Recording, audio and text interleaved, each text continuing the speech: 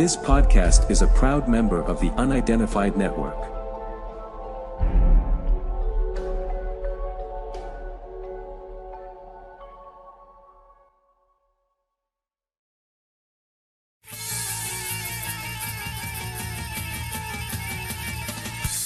So now, ladies and gentlemen, live and in colour, it's Mr.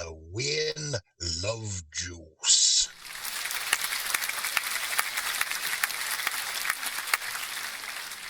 The other day I produced a movie, had a track with an interesting chappie who said that the YouTube algorithm really aren't that happy.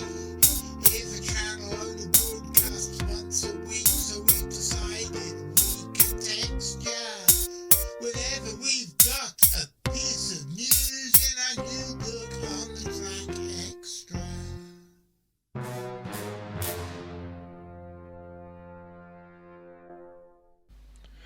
Well, good evening, ladies and gentlemen. My name's John Dance, and this is the ever-lovely Miss Isabel. Say hello, Miss Isabel. Hello. And welcome to another episode of On the Track Extra. Last week's On the Track Extra, we took up the mantle laid down by my late wife and did an episode of Watcher of the Skies, in which we talked about different birds in the diver family found across the British Isles in this particularly heavy and cold winter. Now I'm going to tell you something even more unlikely, because it's the middle of January, and the last thing you would expect to turn up in your garden at night is moths. But even at this time of year, migratory moths from other parts of the world have turned up in British gardens. Let's have a look at them.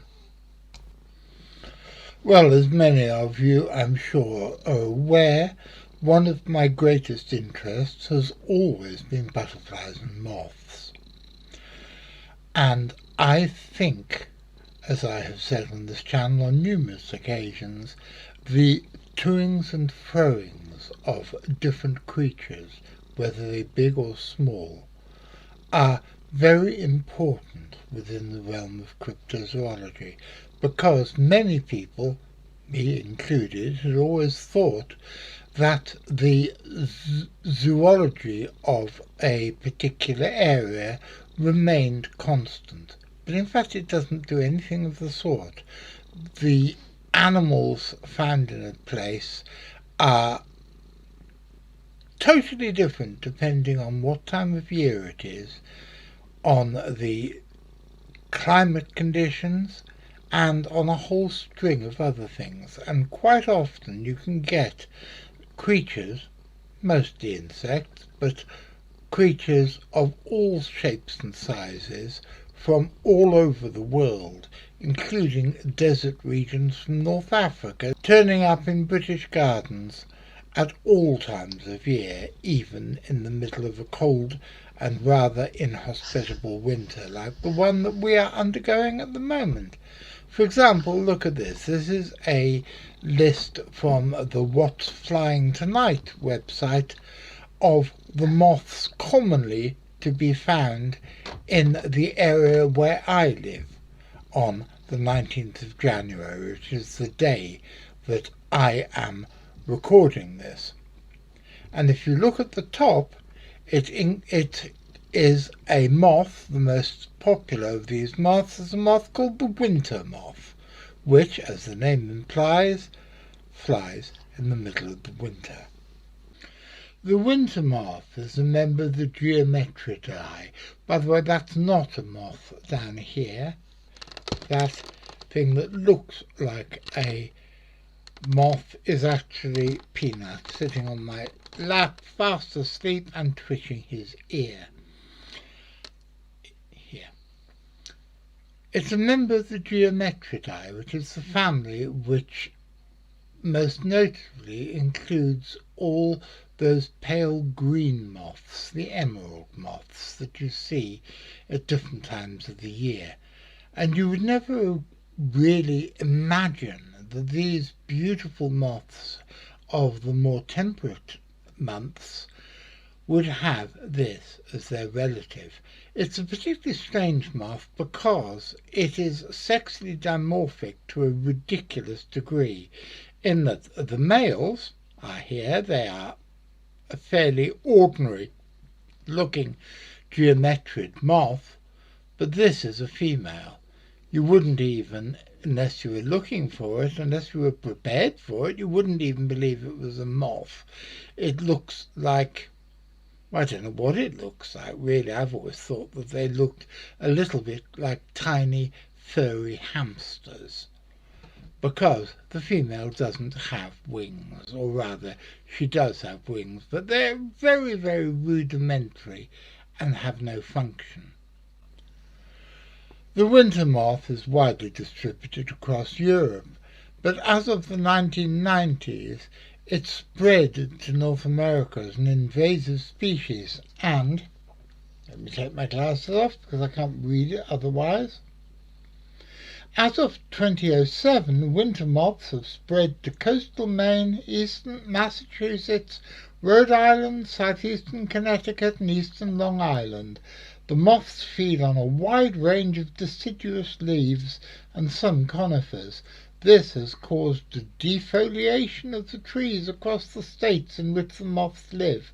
Between 2003 and 2015, winter moths caused defoliation of forests and shade trees from between 2,266 and 36,360 hectares per year in Massachusetts alone.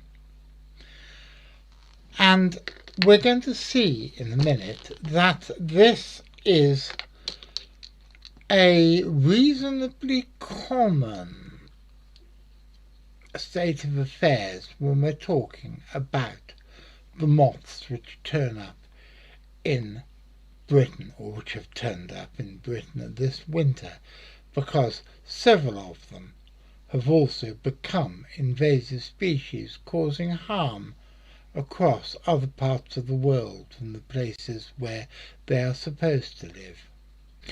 The first moth I want to look at is Mithimla unipuncta, which is known in North America as the true armyworm moth, the white speck moth, the common armyworm, or the rice armyworm, and it is a noctuid moth which is found in many parts of the world.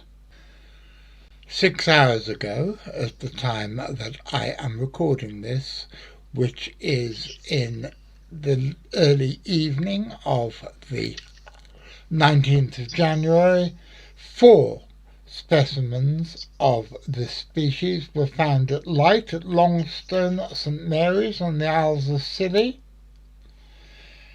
2 were also found at another place on the Isles of Scilly on the 16th and 17th of January, and 1 was found at Thurlestone in Devon on the 14th of January. There's only actually ever been one previous January record for Devon, and that was on the 22nd of January 2016. Now, this is a particularly interesting moth. Why? Well, check this out. It's commonly found in the Americas, Southern Europe, Central Africa, and Western Asia. And in North America, they inhabit areas east of the Rocky Mountains and in northern Canada. And they have a wide range of food plants, including many grasses and other crops, including bean, cabbage, carrot, celery, cucumber, lettuce, onion, parsley, pepper, and sweet potato, and artichoke, and sugar cane, and, as I said, the weedy grasses, including barley, maize, oats, rice, rye, sorghum, wheat, alfalfa, In fact, I don't think alfalfa is a grass, but it'll do. It'll just tell you, oh, and it's also eats parsley. So as you can see, when these things turn up in your garden or fields, it's not a very good thing, especially as they are called armyworms. Why are they called armyworms? Because the adults oviposit in groups to 2 or 5 rows on dry leaves and grass, depositing up to 80 eggs a cluster, and each female can produce between 500 and 1,500 eggs. The term armyworm can refer to several species, often describing the large-scale invasive behaviour of the species' larval stage. It is regarded as a pest and can damage and destroy a wide variety of crops, which causes large economic damage. Because of its propensity for destruction, the habits and possibilities for crop protection have been studied in depth. Luckily for the British agricultural community, it's widely thought that although this species does, on occasion, as we've seen, reach northern Europe, it's too cold here for it to breed in any numbers, and so it is unlikely ever to become a pest in Britain or anywhere else in northern Europe. Hold on! Climate change. That could be another way in which it's going to bugger us all. The next moth is Udia ferrugalis, the rusty dot pearl, and that was found on the 11th of January again in the Scilly Isles. Now, just to find out a bit more about this species, it can be found in Central and Southern Europe, Asia Minor, Africa, India and Japan. So, what's it doing in a group of little islands off the southwestern point of England? The moth flies throughout the year, but mainly in the autumn, depending on location. The larvae feed on various herbaceous plants, and is sometimes considered as a pest, as the larvae attack various crop plants. It's not very big. It's the sort of thing that always used to annoy Richard, that I would get wildly excited about something small and brown and speckly. But although this moth is small, brown and speckly, I'm excited by it. And finally, we have Palpita vitrialis, the olive tree pearl, which was found on a shed door near Pulborough in West Sussex on the 9th of January. It appears from the quality of the moth that it was probably a recently emerged adult specimen rather than a migrant, which is particularly interesting, because this moth, which is known as the white pearl or the jasmine moth, occurs worldwide, including Africa, especially Equatorial Guinea, Gambia, Kenya, Sierra Leone, South Africa, Asia, Australia and Southern Europe. But it's now turned up in Sussex, which is a jolly nice thing for it to do. The interesting thing here is that these moths mainly fly from August to late October. They feed on nectar of various flowers, including ivy and buddleia. The larvae are initially yellow, later becoming green. They can grow up to a length of about 2 centimetres. They feed on leaves of jasmine, privet, forsythia, arbutus uendo and European olive. The larvae are considered to be a pest of olive fields, as they attack the leaves and the fruits. But although there might be the occasional olive tree in Sussex, it's not an area known for its olive groves, and if the butterfly is meant to be emerging in the late summer and autumn, what's it doing emerging in January in a place where there are no olive groves, and I think probably jasmine's not exactly at a premium? Any ideas? If you can shed any light on this, please let me know. Well, that's just 3 species. I hope you enjoyed it. I could have gone on further and further and further, but these shows are always supposed to be about 15 minutes long. This one is considerably longer than that now.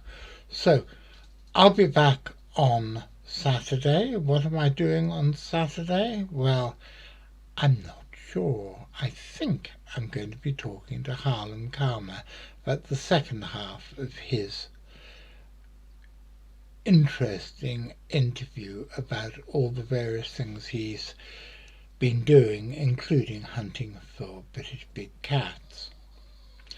And I'll be back next Wednesday. What am I doing on Wednesday? I have absolutely no idea, so don't bother to ask me.